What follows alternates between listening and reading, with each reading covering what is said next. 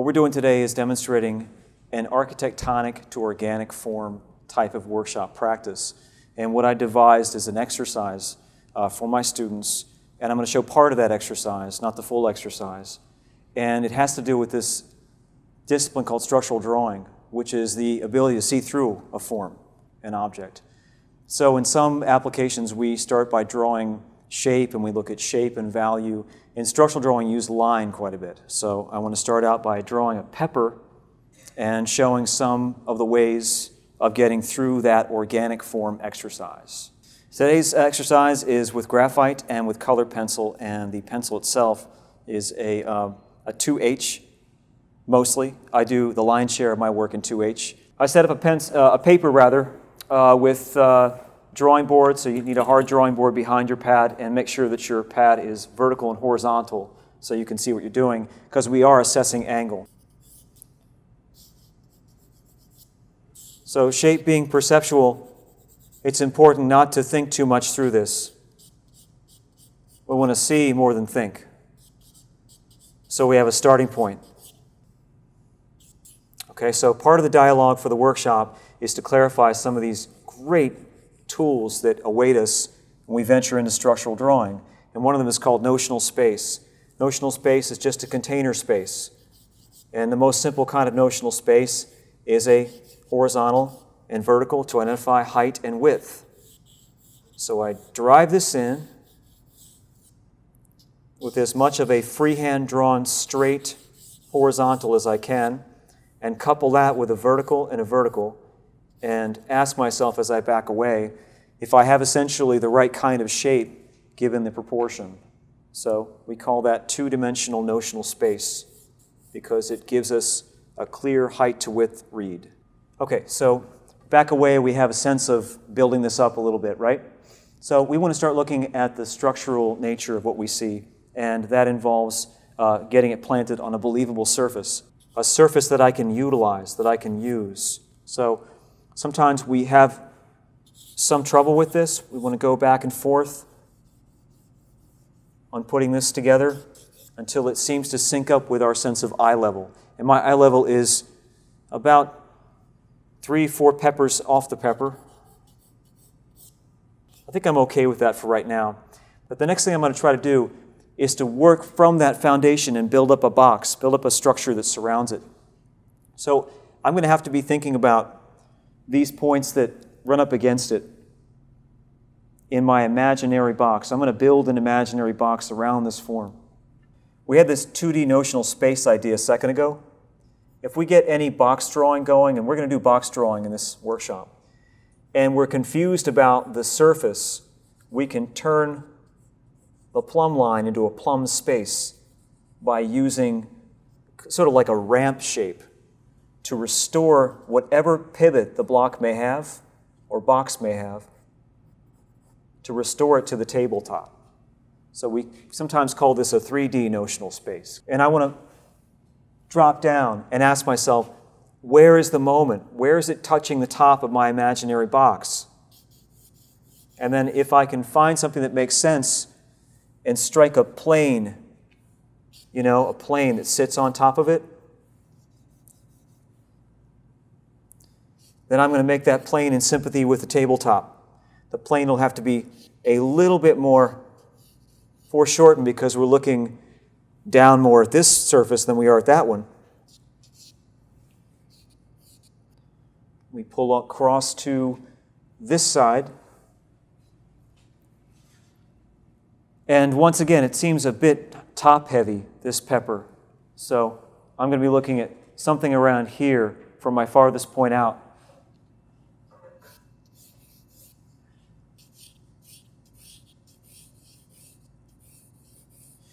By picturing things in this manner and by trying to enclose them in this way, we're acknowledging that the optical boundary is not the highest point of the form. The silhouette, which is here, is not going to touch that plane, which is moving through. Okay, so the next thing I usually do with this type of drawing is I go ahead and begin thinking about the X-ray vision thing, and I want to echo this angle and that angle with the decision in through here and see if I can enclose my box And when the time comes for the workshop, what I'll have is a piece of plastiline that's about this size.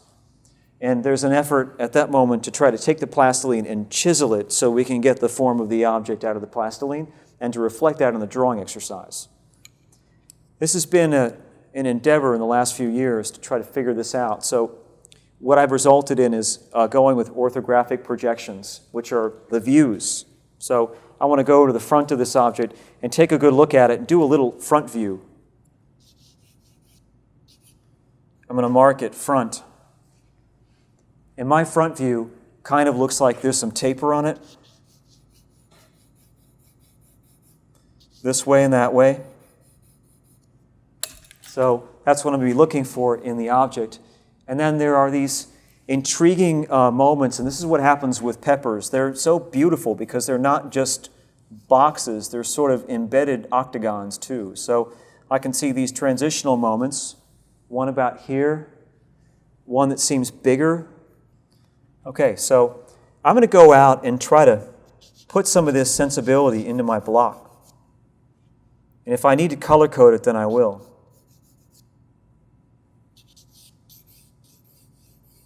The idea now is trying to think about sort of cutting into this form to try to articulate what I think I might be seeing.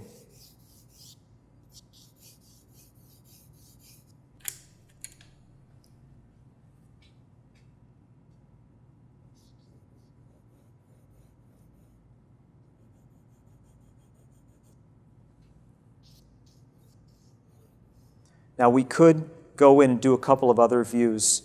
We generally also will do a plan view, which means top view looking down. And in a plan view, given the symmetry of what we see, there might be something going on that's altogether a lot like what you see on the front view, you know?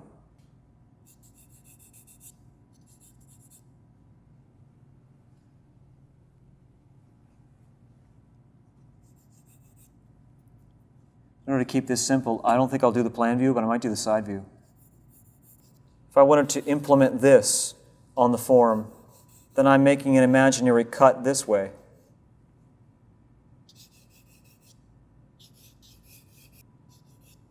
And I'm making a cut this way.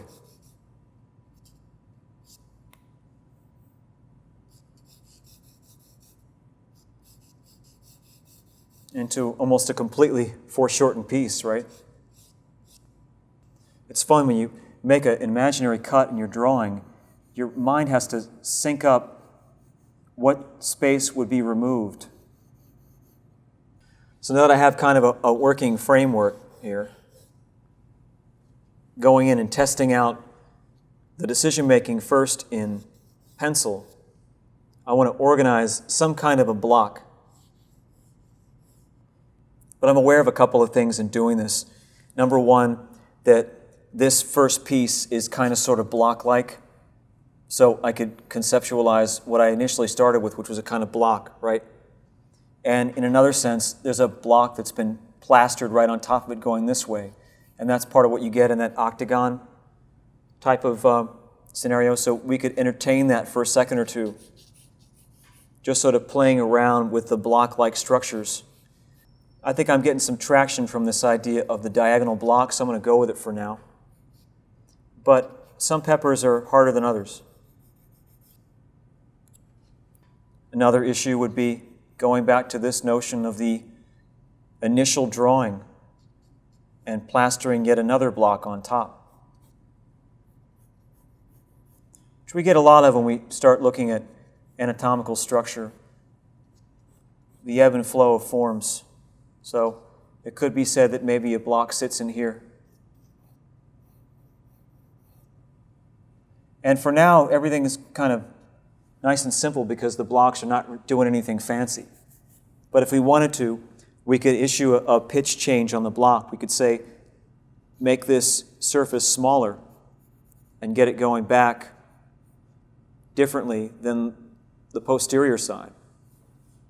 So we can entertain that in the workshop, whether we split it someplace to get the roll of the form this way.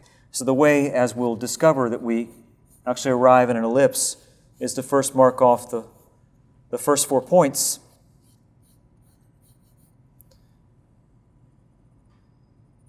Into an X, find the center, and find the British flag, as we call it. Define the minor axis, which is an echo of this line, and across that perpendicularly with the major axis.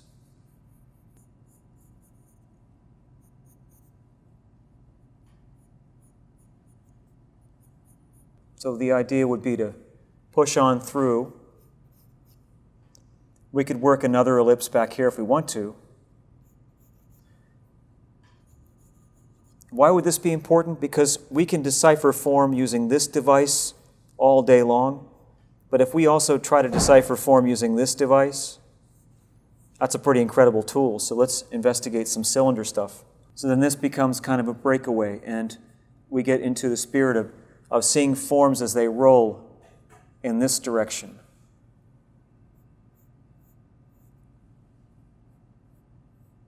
Next thing then is to go through other, completely amazing opportunities.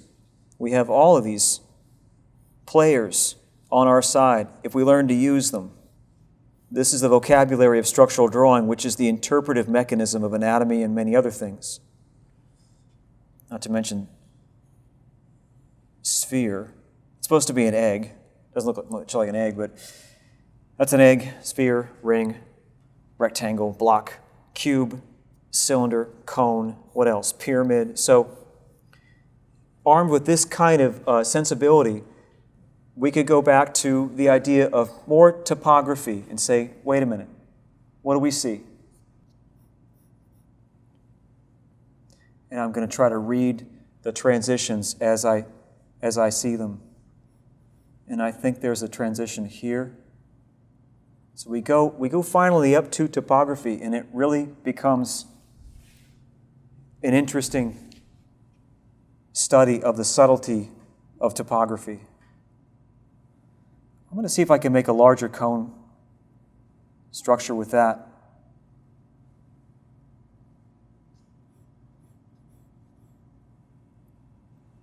Being faithful to this original block, and I should go back and underscore that block with the orange, because the block again was the template, this one here. When I work within that construction to try to arrive at something that feels sensible, that feels faithful to the surface that I think I'm picking up on. I always demand of myself that these be read as forms in space. And that's important because when you do the hatch mark, you've got to be able to read the form in space. You want to do as much sculpting as possible for the sake of better painting and drawing. So if it's working to the effect that we're after, it should kind of conceivably fit into the space that we originally carved out for it. And it should seem to lift up to the right points. So this has been drawn on top of quite a bit, but there should be something about continuing to interpret and reinterpret the lift, the rise of the form to the surface, so that when it's all said and done, you're appreciative of that subtle topography and how to decode it, really.